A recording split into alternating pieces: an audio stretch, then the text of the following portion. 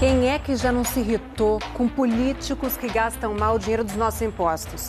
Mas quantos de nós fazemos algo de concreto para mudar isso? Você vai conhecer agora brasileiros que partiram para a ação. Para dar de comer à família, Daniele rala muito, a semana inteirinha tosando o cachorro. Por isso é que ficou furiosa com essa história de político comer de graça. A gente não é obrigado a pagar café da manhã, almoço e janta. Ele já tem um salário bom para isso. Mais brava ainda ficou quando viu a foto do deputado estadual em quem ela votou num outdoor imenso. Foi em Campo Largo, no Paraná, onde ela mora. Ele fez promoção pessoal em cima disso, mas foi tudo com dinheiro público. O pavio dela encurtou mesmo quando alguém lhe disse que a ex-mulher do deputado Alexandre Guimarães arranjou uma boquinha no Detran. A gente não é escravo de político, o político é nosso empregado. Foi se informar se podia fazer algo e descobriu que podia sim. Para você entrar com uma ação popular só basta ter o título de eleitor e vontade, e não ter medo. Aí arregaçou as mangas. Também não pode chegar no judiciário para fazer fofocas, tem que ter prova. Aí, no dia que eu cheguei lá, ela chegou 11 horas da manhã para trabalhar. E você fotografou? Fotografei. A ação popular com foto e tudo deu certo. O juiz suspendeu a nomeação da ex-mulher do deputado. A gente acabou vendo que teve uma consequência prática e acabou empolgando a Daniele, né? E a gente foi para uma segunda ação, que foi a ação dos outdoors. E foi outra vitória, o juiz mandou retirar os outdoors. Aí ela se empolgou de vez, pediu todas as notas de despesas com alimentação do deputado. A lei de acesso à informação existe para isso, mas não quiseram dar. Você não pôde fazer cópia? Não, O que nem disseram? pagando. O que disseram? Que ninguém nunca tinha feito isso, eles não sabiam como lidar com a situação e que se eu quisesse era para levar um scanner de mão, mas eu não tenho, né, ou tirar foto de todas. Aí você tirou De foto com uma celular? por uma. De celular, uma por uma. Quantas notas eram? Umas 3 mil. A gente chegou lá 8 horas da manhã, saímos de lá 4 horas da tarde fotografando as notas. A trabalheira rendeu outra ação. Daniele anexou notas como esta, em que aparece uma refeição às 4h49 da madrugada, supostamente em atividade parlamentar. E ainda estava com carimbo da Comissão de Tomada de Contas da Assembleia Legislativa do Paraná. O jantar às 4 horas da madrugada no centro de Curitiba condiz com a atividade parlamentar? Olha, a Comissão de Tomada de Contas não sabe que horas o parlamentar... Mas está na nota fiscal, na nota fiscal está lá o horário do jantar e a despesa. O deputado apresenta a nota fiscal, não sei que hora que ele jantou, não sei que hora que ele saiu, ele apresentou a nota. Está regulamentada pela resolução. Para você está valendo, então? Para nós está valendo. Mas, enquanto a ação não chega ao final, a Justiça mandou bloquear os bens do presidente da Comissão de Tomada de Contas, que aprovou as notas, e também os bens do deputado Alexandre Guimarães, até o valor total das despesas, R$ 47.940,12. O Fantástico procurou por ele no gabinete, mas foi um assessor que nos recebeu. E ele realmente não. O posicionamento final é que ele prefere não falar, a não ser a nota, né? Tá bom. Em nota, o deputado diz que a ação de Daniele é fraudulenta e que vai processá-la. Ele foi à tribuna protestar. As informações obtidas do portal da Transparência da Assembleia foram adulteradas. Isso é crime. Isso é fraude. Quanto a essa guria, eu já tenho um BO, eu já tenho ação contra danos morais. Quando a gente percebeu que o deputado começou, ao invés de se redimir, começou a entrar com processos contra ela, retalhando, atacando, pedimos em juízo para figurar no polo da demanda. Então nós entramos na briga junto. Você foi o maior incentivo, né? O Cir Carvalho vir até aqui conversar comigo, nossa senhora. Porque eu não sabia que ia dar tanta repercussão assim. O homem que veio oferecer ajuda a Daniele já recebeu 22 ameaças de morte. Cir Carvalho é a única cara conhecida da equipe secreta de uma ONG, o Vigilantes da Gestão. Nós temos mais de 100 pessoas trabalhando no Vigilantes e não temos ninguém. Porque exatamente esse é o nosso segredo. Nós temos que ser virtuais, nós temos que ser invisíveis. A única pessoa que aparece efetivamente e que dá a cara para a sociedade conhecer sou eu, porque por uma questão de proteção das pessoas. Desse escritório no centro de Curitiba, Cir coordena mais de 600 investigações pelo país afora. vai desde uma recomendação a um prefeito para parar uma licitação ilegal até uma ação civil pública contra um determinado empreendimento feito com o conluio de agente público. Uma das mais importantes é a da licitação do lixo de Cascavel, no oeste do Paraná. Um negócio de 175 milhões de reais. O Vigilantes alertou então o prefeito que o edital tinha problemas. Em vão. O prefeito simplesmente continuou. Estranhamente continuou. Então não restou outro meio para nós do que levar ao Ministério Público. Ao receber os apontamentos da ONG, o promotor do patrimônio público não teve dúvida de que se trata de um jogo de cartas marcadas. O edital era um edital direcionado que acabava favorecendo a empresa que prestava serviços para a administração naquele período. 2 ações civis públicas e uma ação criminal foram abertas e estão em andamento. O Fantástico procurou a empresa vencedora, a mesma que presta serviços há anos para a prefeitura. Queria falar com algum responsável da empresa, por favor. Isso que não atende ninguém, não. Não tem ninguém que possa atender a gente? Não.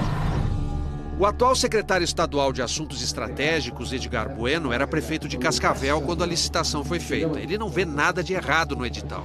Nenhuma das recomendações encaminhadas à prefeitura fazia sentido para o senhor? Não havia nada? Não, algumas sim, inclusive das próprias empresas. Não, eu digo a recomendação da ONG, que foi encaminhada ao senhor. O senhor não aceitou nenhuma? Nenhuma delas fazia sentido? Foi analisado. Alguma coisa foi acatada. O quê? Não me lembro o quê, mas alguma coisa foi acatada. Assim que não tinha muita importância, mas também não tinha problema a trazer. O Ministério Público acho que tem importância, tanto que está movendo ações contra o município de improbidade contra integrantes do seu governo. Sim, o papel do Ministério Público é mover ação. Agora, nós temos a obrigação de ir na justiça. O juiz tem que julgar. Para o juiz julgar, ele tem que conhecer o processo.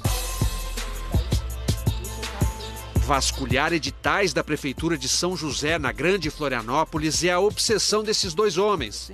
Papel higiênico estocar tanto, para que isso? Pode ser uma compra esdrúxula de 7.000 fardos de papel higiênico. Esticando e emendando um rolo no outro, dava para ir do Brasil ao Japão e ainda sobrava papel. Daria para mais de uma década do consumo da Prefeitura. Em nota, a Prefeitura de São José afirma que a licitação foi feita na gestão anterior e que um erro administrativo gerou a compra em fardos e não em rolos. Por isso, o estoque exagerado. Mas e quando um asfalto mal feito aparece diante do nariz? 800 metros de rua, o município gastou por volta de 700 mil reais e exatamente em frente à minha garagem, 6 meses depois de concluída a pavimentação, o asfalto já começou a esfarelar. Quer dizer, em frente à sua casa, em frente à sua garagem, é quase um desaforo, né? Exatamente. João Alfredo e Jaime são voluntários do Observatório Social de São José, uma ONG que pega no pé dos políticos da cidade. É claro que eles não gostam. Eu questionei pontualmente uma informação errada. Então eu fui à tribuna e fiz o questionamento. E expliquei que estava errado. O vereador chegou a cortar um pedaço de rua e levar para a tribuna da Câmara para mostrar que o asfalto era bom, mas não convenceu o observatório. A gente solicitou o memorial descritivo, o edital, especificações. Na verdade, informações que já deveriam estar no portal da transparência e infelizmente não estão. E qual a resposta? O município não nos remeteu essas informações e não disponibiliza à população. Quando é assim, um pedido de explicações é encaminhado ao Tribunal de Contas do Estado. O de Santa Catarina tem orçamento de 250 milhões de reais por ano, justamente para fiscalizar esse tipo de indício. Mas nem o procurador do Ministério Público, que trabalha dentro do tribunal, acredita na eficácia dele. Os tribunais de contas brasileiros hoje, né, ou a maior parte deles, pelo menos, são instituições absolutamente capturadas pelo que há de pior na política brasileira. Para ele, iniciativas da sociedade civil, sejam individuais ou de ONGs como o Observatório de São José, é que podem virar o jogo contra a corrupção. Em 20 anos de atividade pública, de controle público, né, é a primeira novidade realmente alvissareira que eu enxergo, né, surgindo no horizonte do controle público. Desde que foi criado, o Observatório de São José já conseguiu evitar que um bom dinheiro fosse para o ralo. No primeiro ano que o Observatório foi criado, em 2011, foram R$ 3.300 que foram economizados, né? E nesse último ano passou de 10 milhões de reais. Parte do mérito dessas iniciativas é não desprezar pequenas quantias. Sendo dinheiro público, qualquer centavo deve ser rigorosamente controlado. Teoricamente, você mesmo pode fiscalizar as despesas com alimentação do seu deputado federal, por exemplo, disponíveis no portal de transparência aqui da Câmara dos Deputados. Mas tente fazer isso sozinho. Está tudo codificado, separado em links diferentes, é uma gincana para achar. A Câmara diz pra gente que eles recebem em média 1.500 reembolsos por dia. Isso para uma pessoa fazer é um trabalho inimaginável. Se uma pessoa não consegue, quem o faria? Desenvolvemos um robô para fazer esse trabalho. Isso mesmo, um robô, mas não daqueles que a gente conhece. Ele não é um robô físico, ele não tem uma sala, ele é um robô, uma tela de computador com um sistema rodando, hiper inteligente, hiper focado, então ele consegue fazer o trabalho muito rápido.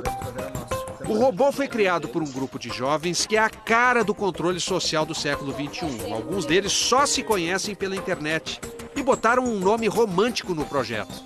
A Operação Serenata de Amor é a nossa serenata de amor para o país. É uma inteligência artificial, ele puxa os dados da Câmara e a gente ensinou ele a analisar esses dados da Câmara. O nosso robô leu e encontrou 8.000 suspeitas em 3 milhões de notas em 1 hora. É impossível um ser humano fazer isso ao mesmo tempo. Algumas suspeitas não são necessariamente ilegais, mas por que um deputado gastaria, nas férias dele, na cidade dele, R$ 1.400 num restaurante que serve carne de bode? Eu tenho minha residência em Petrolina também, mas lá não tem quem faça comida. O senhor gastou R$ 1.400 no mês com carne de bode? Fazendo refeição lá, não é carne de bode, é almoço. Almoço, janta, que minha família mora aqui em Brasília, e quando eu chego lá em Petrolina, eu faço a refeição lá no Geraldo do Bode. O senhor não vê nada de errado? Não, se eu tenho o direito de fazer a refeição e ser reembolsado... Alguns deputados acabam dando razão ao robô dos garotos. Tem uma nota sua que eles consideraram suspeita. Eu queria que o senhor desse uma olhada para o senhor ter uma ideia de que se trata. Eu inclusive, já devolvi o recurso. O que é isso aí? É R$ 145 com açaí?